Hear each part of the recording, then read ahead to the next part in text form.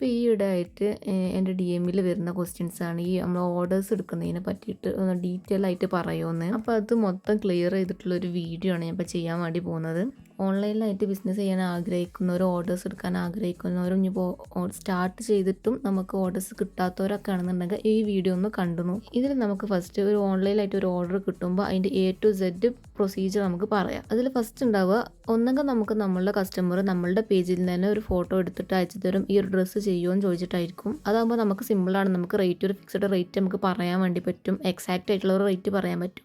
Already നമ്മൾ ചെയ്തതാണല്ലോ. അപ്പോൾ നമ്മളുടെ റേറ്റ് അവരോട് പറയുമ്പോൾ അവർക്ക് ആ റേറ്റ് ഓക്കെ അല്ല, അവരുടെ ബഡ്ജറ്റ് അത്ര ഇല്ല, അതിൽ കുറച്ച് ബഡ്ജറ്റ് ആണോ ഉള്ളൂ എന്നുണ്ടെങ്കിൽ അവരത് നമ്മളോട് പറയുകയാണെന്നുണ്ടെങ്കിൽ നമുക്ക് ആ ഒരു ബഡ്ജറ്റിൽ ഡ്രസ്സ് ചെയ്ത് കൊടുക്കാൻ പറ്റുമോ ഇല്ലയെന്ന് നോക്കാം. അതെങ്ങനെയാണ് നോക്കുകയെന്ന് വെച്ചാൽ നമ്മൾ ആ ഒരു ഡ്രസ്സിൽ അവർ പറഞ്ഞ ഡ്രസ്സിൽ ലേസ് വർക്കാണ് ചെയ്തിട്ടുള്ളതെന്നുണ്ടെങ്കിൽ ലേസ് വർക്ക് കുറച്ചും കൂടി റേറ്റ് കുറഞ്ഞ ലേസ് ഉണ്ടാവും, അങ്ങനെ നമുക്ക് ലേസിൻ്റെ ഇതിൽ അഡ്ജസ്റ്റ് ആക്കിയിട്ട് അപ്പോൾ കുറച്ച് റേറ്റ് കുറയുമല്ലോ. ഇനിയിപ്പോൾ നല്ല വർക്ക് വരുന്ന ക്ലോത്താണ് നമ്മൾ അതിൽ യൂസ് ചെയ്തിട്ടുള്ളതെന്നുണ്ടെങ്കിൽ, ഒരു ഷറാറൊക്കെ ആണെന്നുണ്ടെങ്കിൽ ഒരു വർക്ക് വരുന്ന ഫ്രണ്ടിൽ വർക്ക് വരുന്ന ഭാഗമാണെന്നുണ്ടെങ്കിൽ നമുക്ക് ഫ്രണ്ടിലേക്ക് മാത്രം ആ വർക്ക് വരുന്ന ഭാഗം കൊടുക്കുക.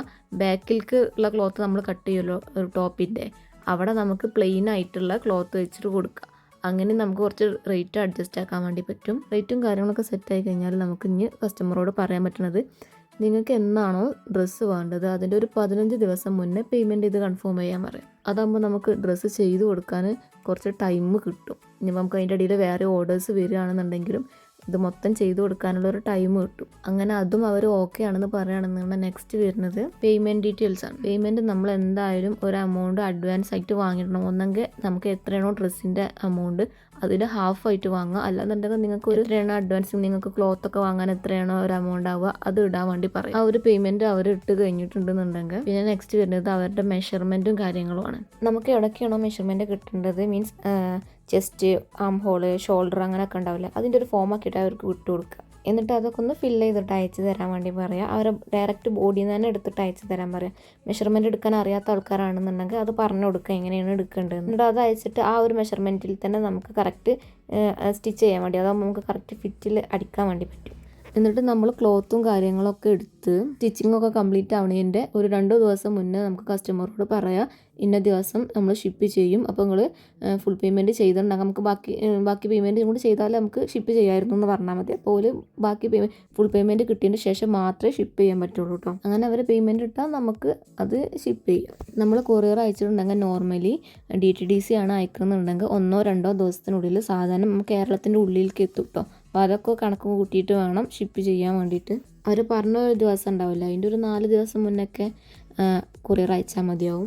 ഇനിയിപ്പോൾ അവർ കസ്റ്റമൈസ് ചെയ്യാനാണ് പറയുന്നത്. അവർ വേറെ ഒരു പേജിൽ നിന്നിട്ട് ഫോട്ടോ എടുത്തിട്ടാണ് നമുക്ക് അയച്ചു തരുന്നത്. അങ്ങനെയാണെന്നുണ്ടെങ്കിൽ ആ ഒരു ക്ലോത്ത് നമുക്ക് ഷോപ്പിലുണ്ടോ ഇല്ലെന്നൊക്കെ എങ്ങനെ അറിയാം, പിന്നെ അതേപോലെ തന്നെ നമുക്ക് എത്ര ക്ലോത്താണ് അതിൽ എടുക്കേണ്ടതെന്നൊക്കെ എങ്ങനെ മനസ്സിലാവുക നോക്കാം. ഇപ്പോൾ ഒരു കസ്റ്റമർ നമുക്കൊരു റെഫറൻസ് ഫോട്ടോ തരുമ്പോൾ ഒന്നെങ്കിൽ മിക്കപ്പോഴും എനിക്ക് വരുന്നത് ഇങ്ങനെ ആയിരിക്കും, ഒന്നെങ്കിൽ നമ്മളുടെ ഇൻസ്റ്റയിൽ തന്നെ വേറെ പേജിലത്തെ ഫോട്ടോ ആയിരിക്കും, വേറെ പേജിൽ വേറെ ഒരാൾ സ്റ്റിച്ച് ചെയ്ത ഫോട്ടോ ആയിരിക്കും നമുക്ക് വിട്ടു തരുന്നുണ്ടാവുക. അത് കൂടുതലും പരാഗിലത്തെ ക്ലോത്ത് ആയിരിക്കും ചെയ്തിട്ടുണ്ടാവുക. അപ്പോൾ നമുക്ക് ഞാനിപ്പോൾ കുറേ ആയിട്ട് ഇത് ചെയ്യുന്നതുകൊണ്ട് എനിക്ക് പരാഗിലത്തെ ക്ലോത്ത് കണ്ടാൽ മനസ്സിലാവും ഇത് അവിടുത്തെ ക്ലോത്താണെന്ന്. അപ്പോൾ ഇതിന് എത്ര റേറ്റ് വരിക എന്നൊക്കെ നമുക്ക് ഏകദേശമൊക്കെ ഒരു ഐഡിയ ആണ്. ഇനിയിപ്പോൾ ആ സെയിം ഇല്ലെങ്കിലും ഞാൻ കസ്റ്റമറോട് പറയും ഈ സെയിം കിട്ടൂല, ഇതേപോലത്തെ ബോർഡർ വർക്ക് വരുന്നതാണെങ്കിൽ ഇതേപോലത്തെ ബോർഡർ വർക്കിൽ വേറെ ക്ലോത്ത് ഉണ്ട് നമുക്ക് അതുപോലെ ചെയ്യാമെന്നൊക്കെ പറയും. അപ്പോൾ അവർ ഓക്കെ ആണെന്നുണ്ടെങ്കിൽ നമുക്ക് ഷോപ്പിൽ പോയിട്ട് ക്ലോത്തും കാര്യങ്ങളൊക്കെ അവർക്ക് കാണിച്ചു കൊടുക്കും. അപ്പോൾ അതല്ല അതിൻ്റെ മുന്നേ ആ ക്ലോത്ത് അവിടെ ഉണ്ടോ ഷോപ്പിലുണ്ടോ ഇല്ലെന്നൊക്കെ എങ്ങനെയാണ് അറിയാൻ നോക്കാം. ഇപ്പോൾ എവിടെയൊക്കെയാണോ പരാഗുള്ളത് അവർക്കൊക്കെ ഇപ്പോൾ ഇൻസ്റ്റൻ്റെ പേജ് ഉണ്ടല്ലോ, അപ്പോൾ അതിൽ അവരുടെ നമ്പർ എടുത്തിട്ട് അവർക്ക് മെസ്സേജ് അയച്ചിട്ട് ആ ക്ലോത്തിൻ്റെ ഫോട്ടോ കാര്യങ്ങളോ എന്തെങ്കിലും ഉണ്ടെങ്കിൽ അത് അയച്ചു കൊടുത്തിട്ടുണ്ടെങ്കിൽ ഈ ക്ലോത്ത് അവിടെ ഉണ്ടോ ചോദിച്ചാൽ അവർ പറഞ്ഞുതരും. കോൾ ചെയ്തിട്ട് ചോദിച്ചായിരിക്കും പെട്ടെന്ന് റിപ്ലൈ കിട്ടും കേട്ടോ. അതങ്ങനെ അവർ പറഞ്ഞുതരും. അതാകുമ്പോൾ നമുക്ക് കുറച്ചും കൂടെ സിമ്പിളാണ്, നമുക്ക് ഉണ്ടോ ഇല്ലെന്നൊക്കെ പെട്ടെന്ന് അറിയാൻ വേണ്ടി പറ്റും. ചിലവരാണെന്നുണ്ടെങ്കിൽ മെസ്സേജിന് റിപ്ലൈ തരാൻ കുറച്ച് ഡിലേ ആവട്ടെ ചില പരാഗത്തെ ആൾക്കാർ. ഞാൻ കൂടുതൽ അങ്ങനെ ചെയ്യാറുണ്ട്. നമുക്ക് കസ്റ്റമർ വേറെ നമുക്ക് അറിയാത്ത ക്ലോത്ത് എന്തെങ്കിലും വിട്ട് തരികയാണെന്നുണ്ടെങ്കിൽ ആ ക്ലോത്ത് നമ്മൾ പോണ ഷോപ്പിലുണ്ടോ ഇല്ലെന്നൊക്കെ അറിയാൻ വേണ്ടിയിട്ട് ഞാൻ ഞങ്ങളിവിടുത്തെ പരാഗിലത്തെ ആൾക്കാർക്ക് മെസ്സേജ് അയച്ചിട്ടോ അല്ലെങ്കിൽ വിളിച്ചിട്ടോ ചോദിക്കാറുണ്ട്. ഞാൻ പിന്നെ സ്ഥിരം അവിടെ എടുക്കുന്ന ആളായതുകൊണ്ട് അവർ പെട്ടെന്ന് എനിക്ക് റിപ്ലൈ തരാറുണ്ട്. ഇനി നമുക്ക് ക്ലോത്തൊക്കെ എങ്ങനെയാണ് എത്ര വേണ്ടി വരാമെന്ന് അങ്ങനെ അറിയാൻ നോക്കാം. എനിക്കിങ്ങനെ കാൽക്കുലേറ്റ് ചെയ്തിട്ട് എത്രയാണ് അങ്ങനെ നോക്കാൻ എനിക്ക് വലിയ ഐഡിയ ഇല്ല. ഞാൻ സാധാരണ ഷോളിൽ നമ്മൾ നോർമലി 2.25 മീറ്ററാണ് എടുക്കുക. പാൻറ്റിന് കൂടിപ്പോയ 2.5 മീറ്ററൊക്കെ എടുക്കും. പിന്നെ ഒരു ചുരിദാർ പോലെയാണ് വരുന്നുണ്ടെങ്കിൽ അതിന് ടോപ്പിന് ഒരു 2.5 2.25 ആ ഒരു റേഞ്ചിൽ വരും. നമ്മൾ സൈസിനനുസരിച്ചിട്ടായിരിക്കും കേട്ടോ. അനാർക്കലി ടൈപ്പ് ആണെന്നുണ്ടെങ്കിൽ ഒരു 4 മീറ്റർ 4.5 മീറ്ററും അതൊക്കെ സൈസിനനുസരിച്ചിട്ട് അങ്ങോട്ടും ഇങ്ങോട്ടൊക്കെ മാറുക. ഇനിയിപ്പോൾ നമുക്ക് കറക്റ്റായിട്ട് എത്ര മെഷർമെൻറ്റ് പുതിയ മോഡലൊക്കെ ആണെങ്കിൽ പുതിയല്ല നമുക്ക് അറിയാത്ത മോഡലൊക്കെ ആണെന്നുണ്ടെങ്കിൽ കറക്റ്റായിട്ട് എത്ര എടുക്കാമെന്ന് നമുക്ക് അറിയില്ല എന്നുണ്ടെങ്കിൽ ഞാൻ സാധാരണ ചെയ്യാറ് കുറച്ചും കൂടെ കൂടുതൽ എടുക്കും. അതാകുമ്പോൾ നമുക്ക് ഇനിയിപ്പോൾ തികഞ്ഞില്ലെങ്കിലും അതിൽ നിന്ന് എടുക്കാമല്ലോ. എനിക്ക് 2-3 പ്രാവശ്യം അങ്ങനെ പറ്റിയിട്ടുണ്ട്. നമ്മൾ കറക്റ്റ് ഒരു ഇതിൽ പോയിട്ട് നമുക്ക് ക്ലോത്ത് തികഞ്ഞിട്ടില്ല എന്നിട്ട് നമുക്ക് പിന്നെയും ഷോപ്പിലേക്ക് വരുമ്പോൾ ആ ക്ലോത്ത് അവിടെ കഴിഞ്ഞിട്ടുണ്ടാവും. അപ്പോൾ പിന്നെ നമുക്കൊന്നും ചെയ്യാൻ വേണ്ടി പറ്റില്ല. അപ്പോൾ എനിക്ക് അറിയാത്ത അങ്ങനെ വലിയ ഐഡിയ ഇല്ലാത്തത് ഞാൻ കുറച്ചും കൂടെ കൂടുതൽ എടുത്തിട്ട് ചെയ്യാറുണ്ട്. ഓർഡർ എടുക്കുന്നതൊക്കെ ക്ലിയർ ആയിട്ടുണ്ട് എന്ന് വിചാരിക്കണം. ഇതേപോലത്തെ ഒരു കഴിഞ്ഞ വീഡിയോ ഇട്ടപ്പോൾ അതിൽ ഞാൻ പറഞ്ഞിട്ടുണ്ടായിരുന്നു നമുക്ക് മറ്റുള്ളവരുടെ പേജിൽ നിന്ന് ഫോട്ടോ എടുത്തിട്ട് നമ്മളെ പേജിൽ ഇടരുതെന്ന്. അതിനെ പറ്റിയിട്ട് കുറേ DM എനിക്ക് വന്നിട്ടുണ്ടായിരുന്നു. നമ്മളെ കയ്യിൽ നിന്ന് പൈസ പോകൂലേ, നമുക്ക് പിന്നെ നഷ്ടമാവൂലേ എന്നൊക്കെ. ആർക്കും ഒന്നും വെറുതെ കിട്ടുന്നല്ലോ. ഇപ്പോൾ നമുക്കാണെന്നുണ്ടെങ്കിലും അവർക്കാണെന്ന് അപ്പോൾ നമ്മൾ ആരെ പേജിൽ നിന്നാണോ ഫോട്ടോ ഇടുന്നുണ്ടോ അവർക്കാണെന്നുണ്ടെങ്കിലും അവരും ഇതേപോലെ അവരുടെ കയ്യിൽ നിന്ന് പൈസ മുടക്കിയിട്ടല്ലേ സാധനങ്ങളും വാങ്ങിയിട്ടും ഇതേപോലെ ഒരു വീഡിയോ എടുക്കാനൊക്കെ എത്ര ബുദ്ധിമുട്ടുണ്ടാവും എന്ന് എനിക്കറിയാം. ഒരു ഡ്രസ്സ് ഡിസൈൻ ചെയ്തിട്ട് ഒരു വീഡിയോ എടുത്ത് പോസ്റ്റ് ചെയ്യാൻ വേണ്ടിയിട്ട്.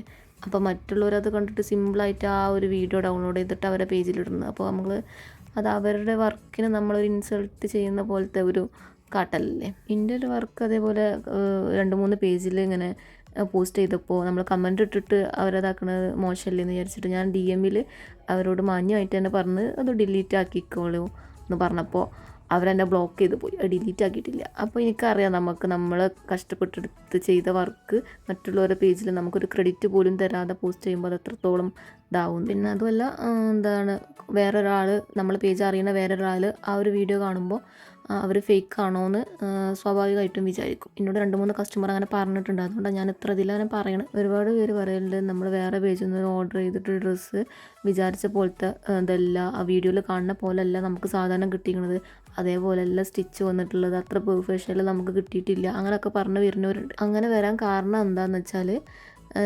അവരിതേപോലെ വേറെയുള്ളവരുടെ പേജിൽ നിന്നായിരിക്കും ഫോട്ടോ എടുത്തിടുന്നുണ്ടാവുക. അപ്പോൾ ഞാൻ പറഞ്ഞ പോലെ നമ്മളെ കസ്റ്റമർ ആ ഒരു ഫോട്ടോയിലുള്ള ക്ലോത്തിൻ്റെ ക്വാളിറ്റിയും സ്റ്റിച്ചിങ്ങിൻ്റെ ഫിനിഷിംഗ് ഒക്കെ ആയിരിക്കും പ്രതീക്ഷിച്ചിരിക്കുന്നുണ്ടാവുക. അപ്പോൾ നമ്മളത് അത്ര എത്തിയിട്ടില്ല എന്നുണ്ടെങ്കിൽ അത് നമ്മളെ പേജിന് നല്ല നെഗറ്റീവ് വരും. എന്നോട് 2-3 കസ്റ്റമർ അങ്ങനെ പറഞ്ഞിട്ടുണ്ട്, അങ്ങനെ ആവില്ലല്ലോ നിങ്ങളതെന്ന് പറഞ്ഞിട്ട്. നമുക്ക് അവരെ കുറ്റം പറയാൻ വേണ്ടി പറ്റില്ല. ഇനി നമുക്ക് സ്റ്റിച്ചിങ് ചാർജ് എത്രയാണ് നമ്മൾ ഓരോ ഡ്രസ്സിനും പറയാൻ നോക്കാം. അത് ഞാൻ ഇന്നതിന് ഇത്ര എമൗണ്ട് എന്ന് വെച്ച് ഞാൻ പറയണില്ല. നമുക്ക് ഓൺലൈനിലായിട്ട് ചെയ്യുമ്പോൾ എങ്ങനെ നമുക്കതൊരു കാൽക്കുലേറ്റ് ചെയ്യാൻ നോക്കാം. നമുക്കൊരു കസ്റ്റമർ ഒരു ഫോട്ടോ റെഫറൻസ് കാണിച്ചു തന്നു.